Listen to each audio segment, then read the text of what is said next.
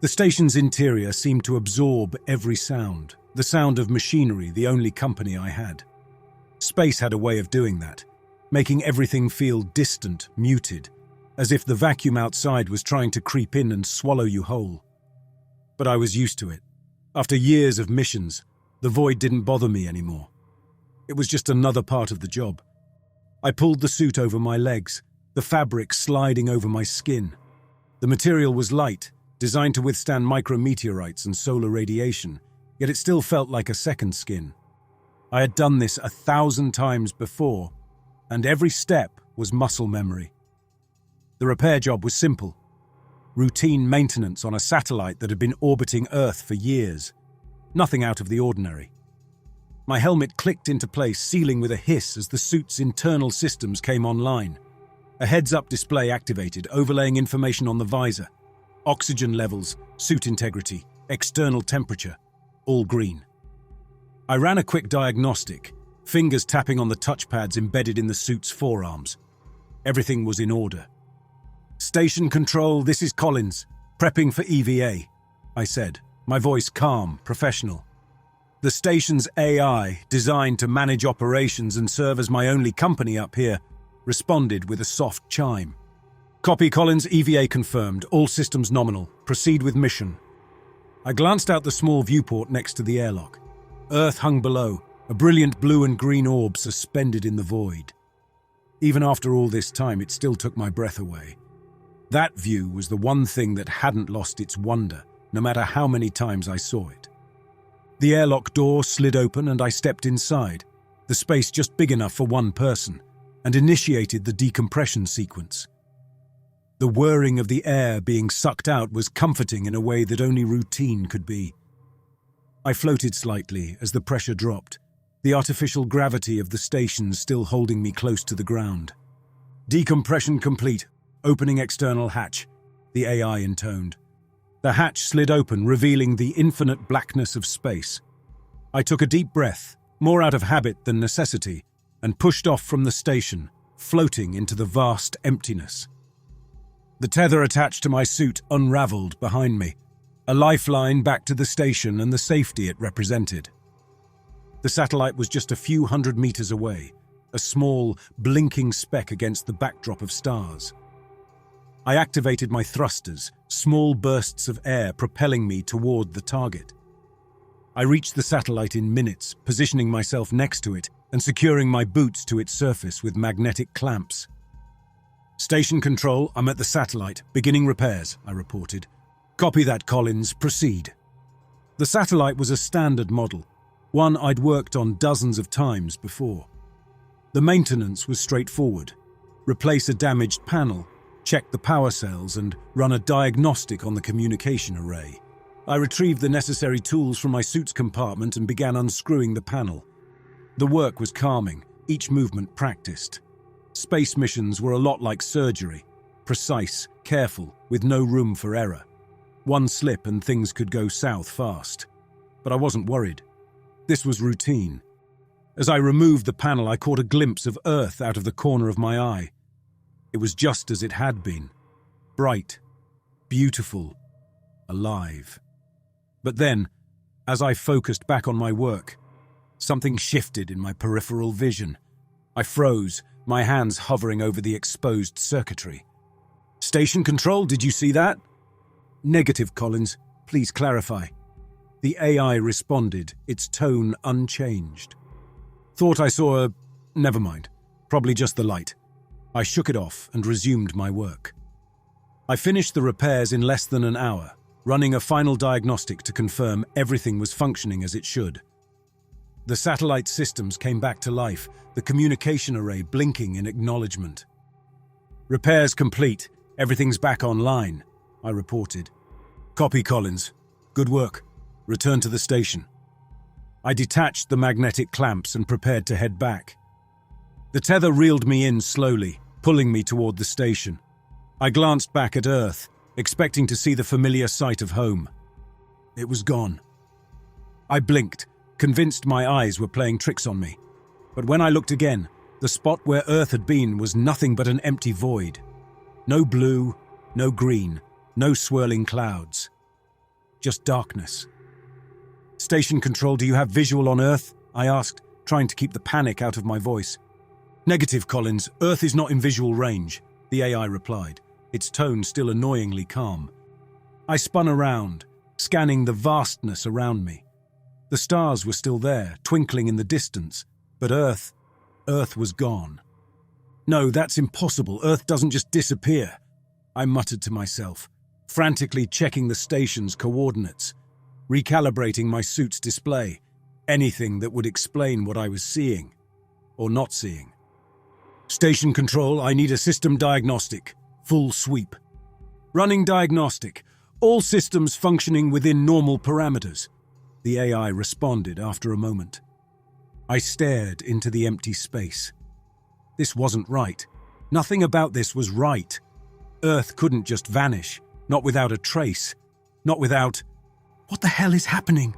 I whispered, the words muffled inside my helmet. There was no answer, just the cold, indifferent silence of space.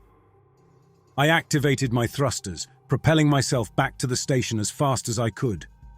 The tether went taut, reeling me in quicker than before. My breath came in panicked bursts, fogging the inside of my visor. The station was visible ahead, but it no longer felt like the safe haven it had been minutes ago. It was just a metal shell floating in the middle of nowhere, as lost as I was. I reached the airlock, fumbling with the controls to get the hatch open. It slid aside and I practically threw myself inside, hitting the decompression button with shaky hands. The hatch sealed behind me, and I felt the pull of gravity as the airlock pressurized. The moment the internal hatch opened, I stumbled into the station, pulling off my helmet. I leaned against the wall, trying to make sense of what had just happened. "Collins, all systems are nominal. What is your status?" I looked up at the cameras mounted in the corners of the room, knowing they couldn't grasp the sheer terror gripping my mind. "Earth, it's gone," I said, the words feeling unreal even as they left my mouth. "Please clarify, Collins," the AI responded, its tone as steady as ever. "Earth, the planet. It's not there, it's just gone."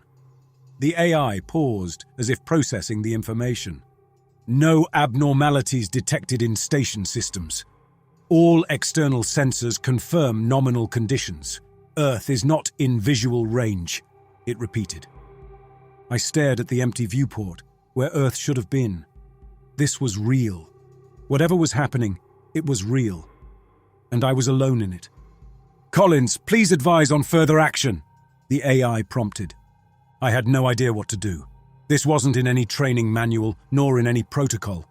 Earth was gone, and I was floating in a metal box with nothing but emptiness surrounding me. "Run an emergency beacon. Send out a distress signal. Somebody has to know what's going on," I ordered, trying to maintain some semblance of control.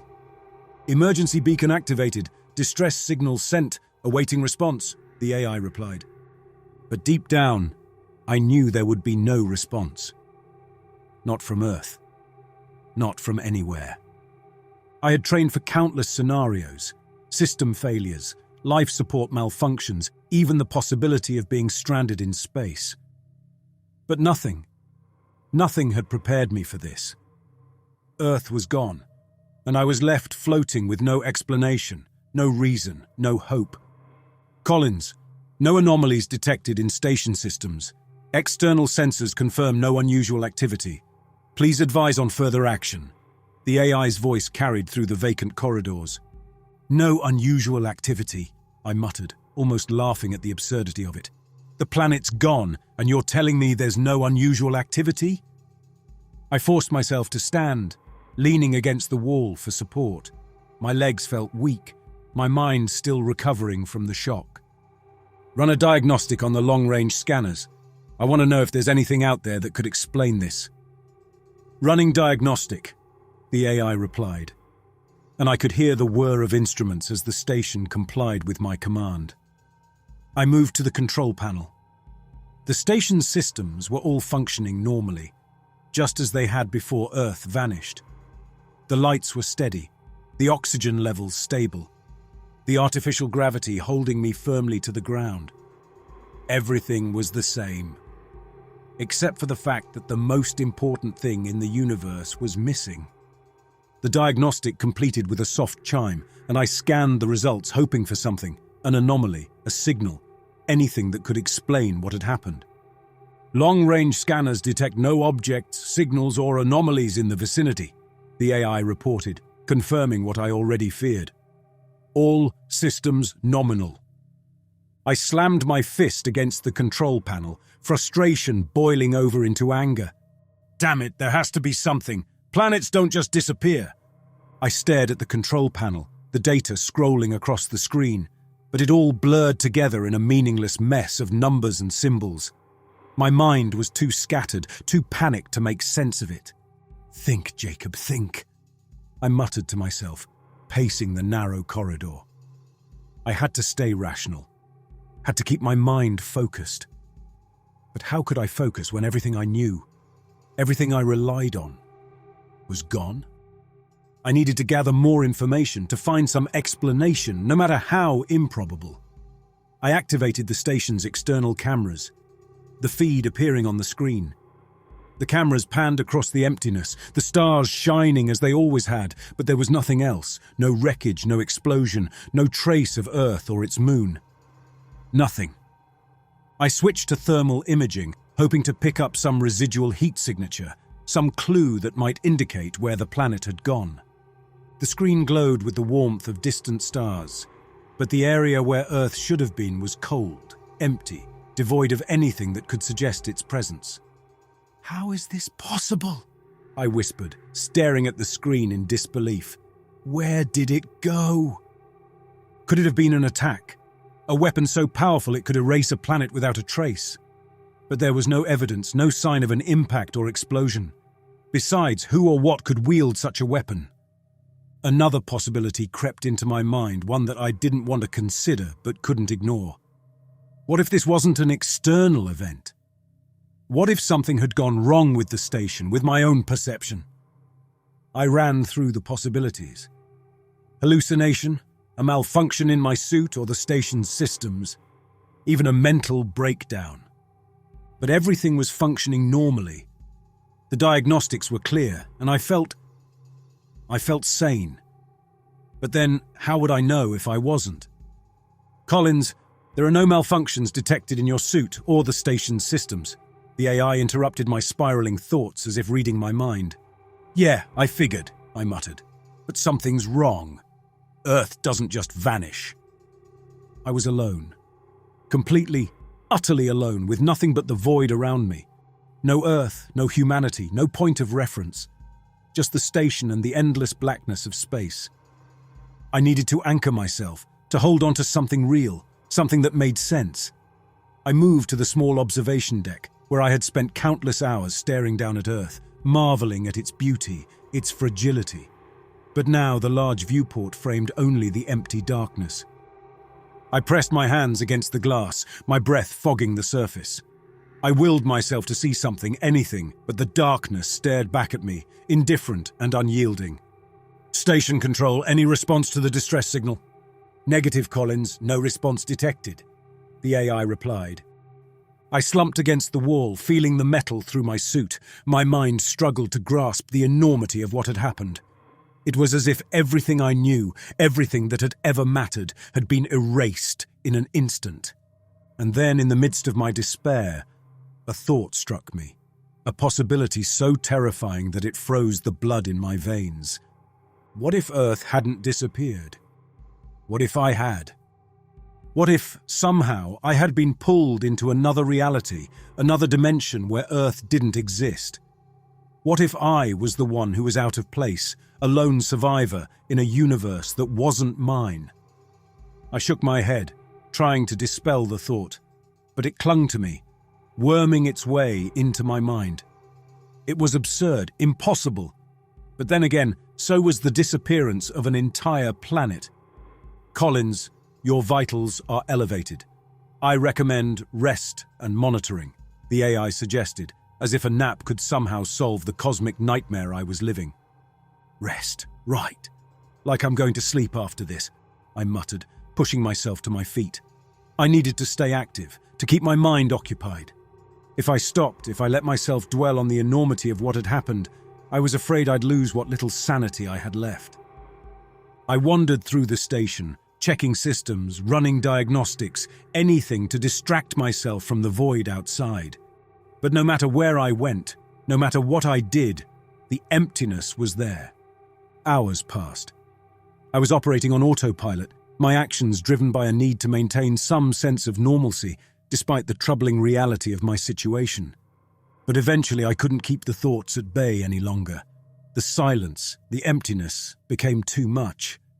I found myself back at the observation deck, staring out at the emptiness, the question that had been haunting me rising to the surface. "Why?" I whispered, my voice cracking. "Why did this happen? Why am I alone?" There was no answer, of course. Just the emptiness, immense and indifferent, a cosmic abyss that swallowed everything I knew, everything I was. Somewhere, deep in the recesses of my mind, a new thought began to take shape. An understanding of just how fragile my reality had been. The Earth, humanity, everything I had ever known. It was all so small, so insignificant in the grand scheme of the universe. And now, that insignificance had come crashing down around me, leaving me stranded with nothing but my own thoughts. "Please," I whispered to the empty air, to the AI, to the void itself. "Please, let this be a nightmare. Let me wake up." But the void offered no comfort, no release. It simply was, and I was trapped in it. Days had passed since Earth vanished. The station was my only sanctuary.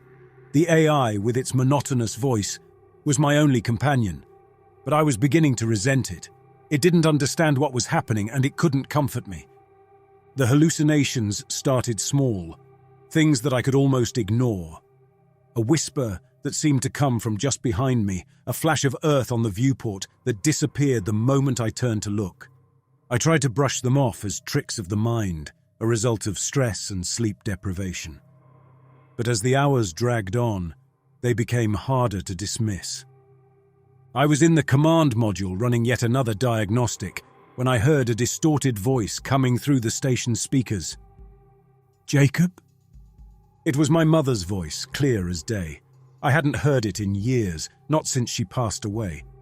I felt a cold sweat break out on my forehead, and I turned slowly, scanning the room. Of course, there was no one there. The station was as empty as ever. "Jacob, are you there?"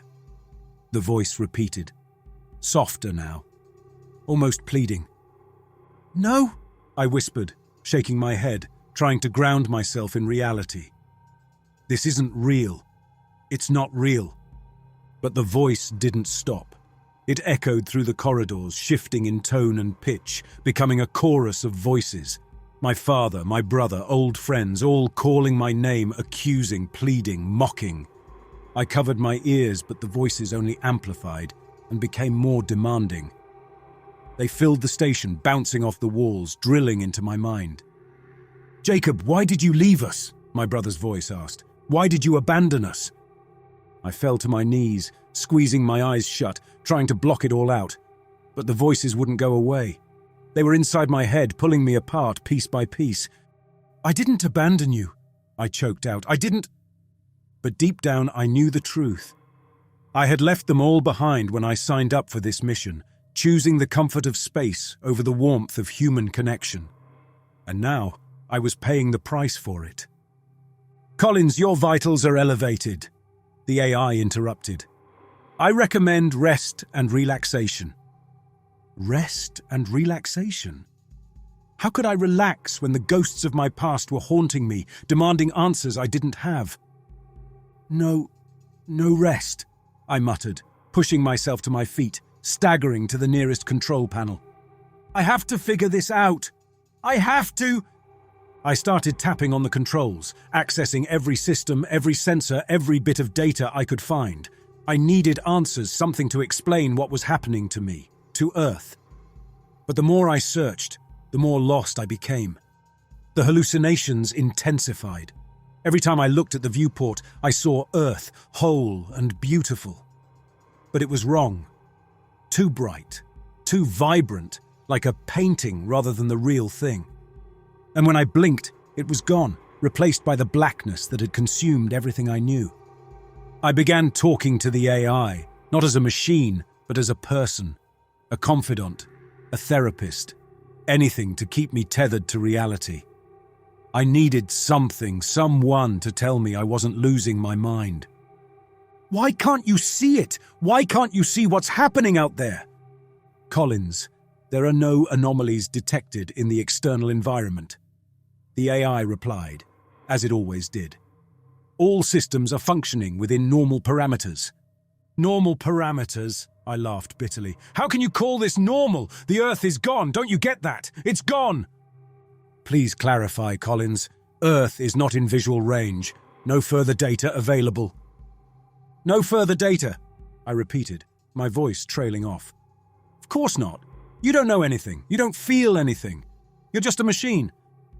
But even as I said it, I realized I was talking to myself. The AI was just doing its job, processing data, managing systems, keeping me alive.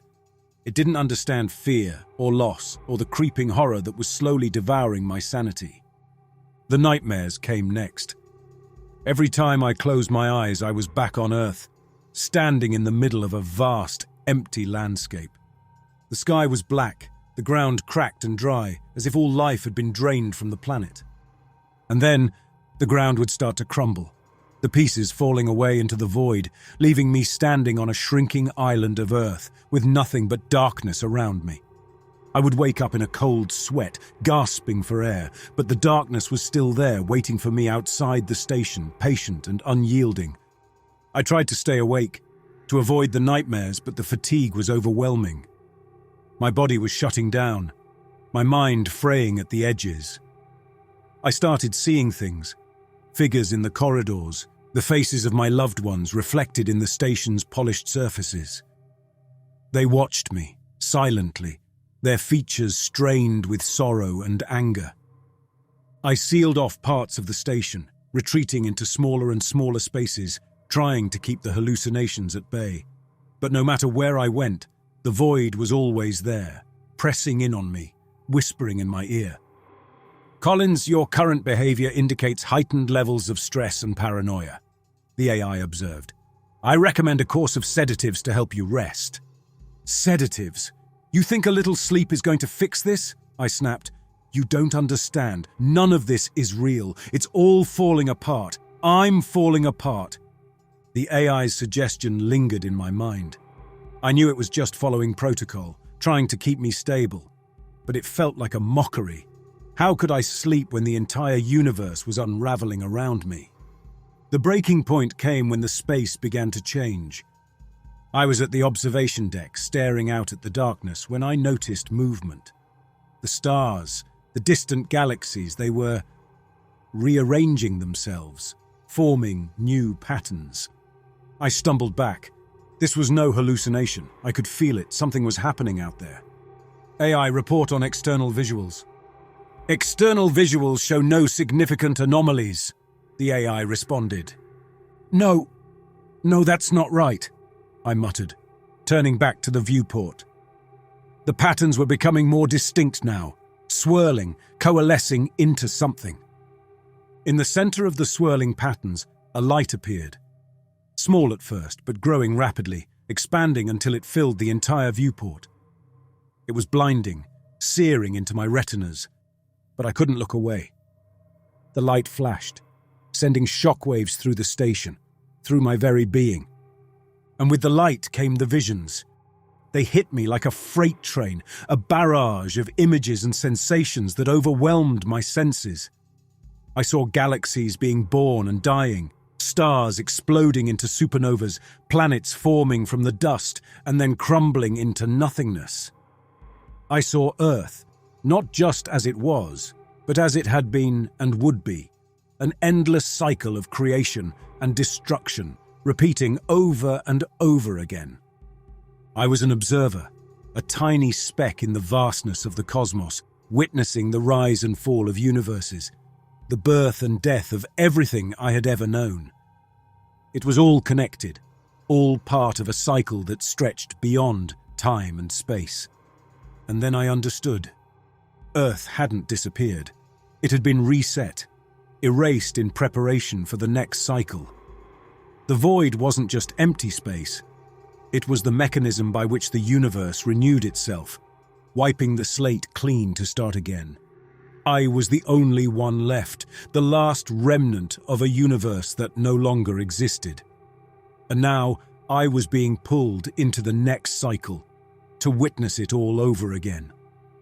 "No," I whispered, sinking to my knees, tears streaming down my face. "No, this can't be." But it was.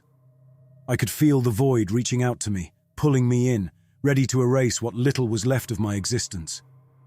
The horror of it was too much to bear. The knowledge that everything I had ever loved, everything I had ever been, was just a blip in an endless cycle, destined to be forgotten. I felt something snap inside me, a final break in the fragile thread of my sanity. The realization that I was nothing, that Earth was nothing, was too much.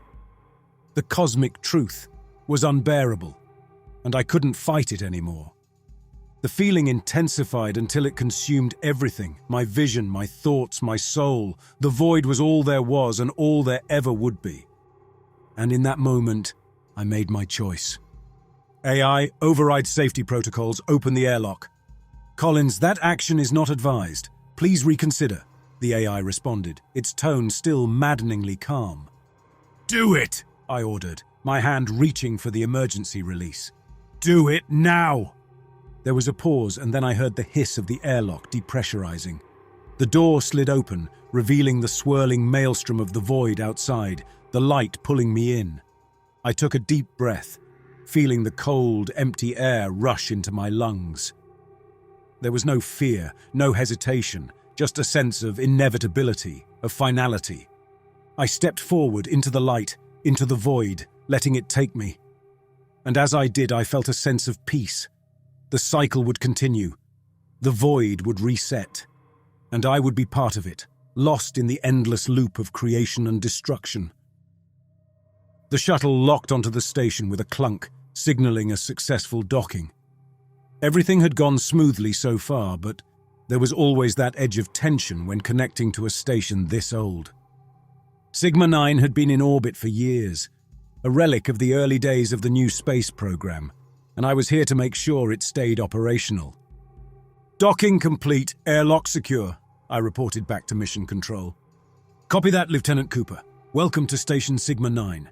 Begin systems check and prepare for initial operations," came the reply from Mission Control. "Standard procedure. Everything was by the book." I initiated the airlock cycle, watching as the pressure equalized. The hiss of the airlock opening was the first real sound I'd heard since docking, aside from the sound of the shuttle's systems. I stepped inside the station, my boots making solid contact with the floor.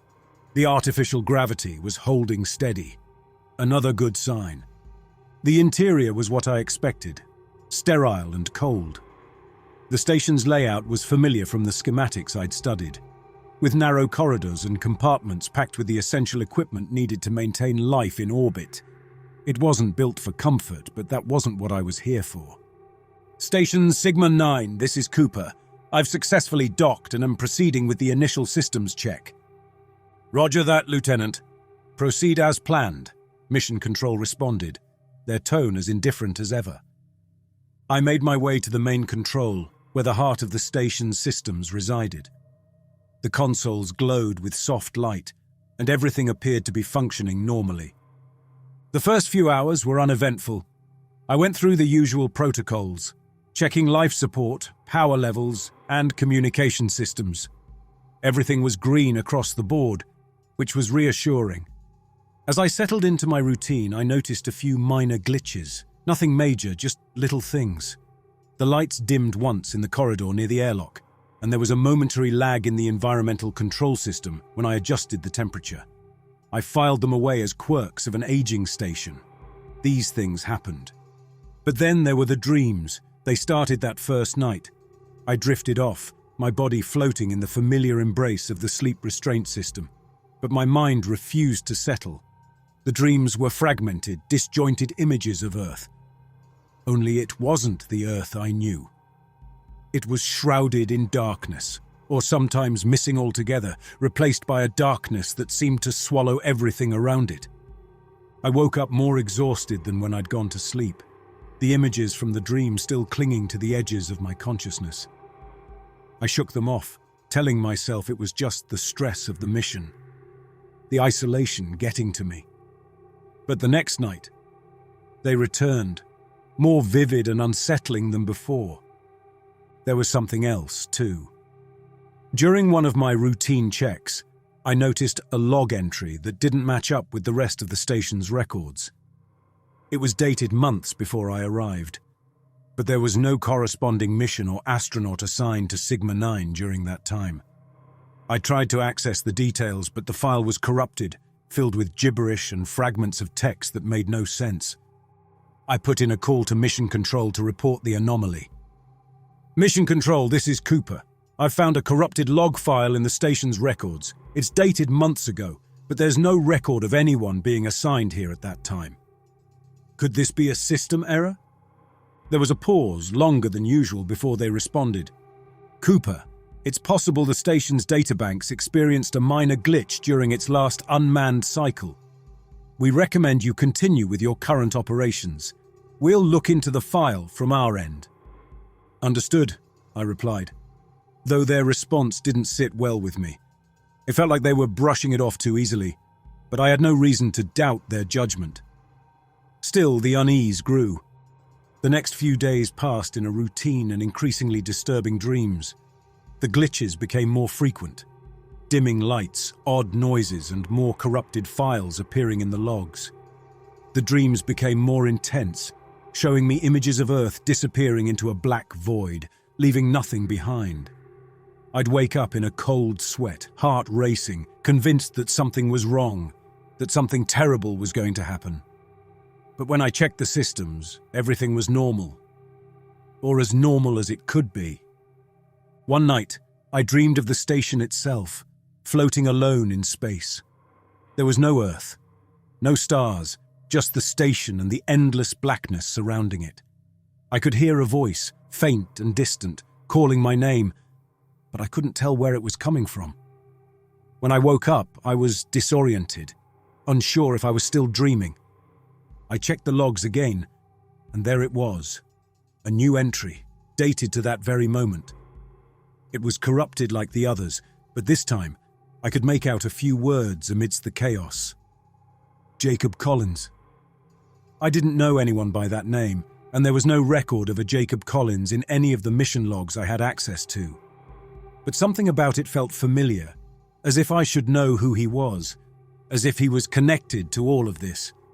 The station's quirks were starting to feel less like random glitches and more like signs, warnings of something I couldn't understand. I couldn't ignore it anymore. There was something wrong with Sigma-9, something that went beyond minor glitches or corrupted files. It was as if the station itself was hiding something that it didn't want me to see. The final straw came when I noticed the stars outside the observation deck one evening. They didn't look right. The constellations were wrong, shifting in ways that shouldn't have been possible. I stared at them for what felt like hours, trying to make sense of it, but the longer I looked, the more they seemed to move, as if the entire universe was rearranging itself. "Mission Control, this is Cooper," I called out, my voice tight with anxiety. "I'm seeing some anomalies with the stars outside. I need to know if you're picking up anything unusual on your end." There was another long pause, filled with static, before Mission Control responded. "Cooper, we're not detecting anything out of the ordinary. Please confirm your current status." I couldn't tell if their response was comforting or not. Everything was supposedly fine, but nothing felt fine. I was starting to feel like I was losing my grip on reality, just like the dreams that had been plaguing me. I checked the logs one last time, desperate for answers. There was another corrupted entry, this one more garbled than the last. But hidden within the mess of code and static, I saw it again. Jacob Collins. The name burned into my mind, and suddenly, everything clicked into place. I wasn't the first one here, and I wouldn't be the last. Whatever had happened to Jacob Collins was happening to me. I activated the station's emergency override, intending to send one last message to Mission Control, to warn them, to tell them not to send anyone else here. But as I did, the console blinked, the screen distorting. The same garbled text appeared, flashing across the monitor faster than I could read. And then my own name appeared. Mark Cooper. No, I whispered, my voice trembling. This can't be happening. But it was. The station was erasing me, just like it had erased Jacob Collins. The logs, the glitches, the dreams. It was all part of a cycle, a loop that I couldn't break free from. I tried to shut down the console, to disconnect from the system, but it was too late. The station had already rewritten the code, sealing my fate. I watched helplessly as the screen went black. The last traces of my existence wiped away. I felt myself slipping away, my thoughts unraveling, as if the station was pulling me into the void with it. And then, just before everything went dark, I heard a voice. Faint, distant, but unmistakable. Jacob Collins. It wasn't a warning, it was a greeting.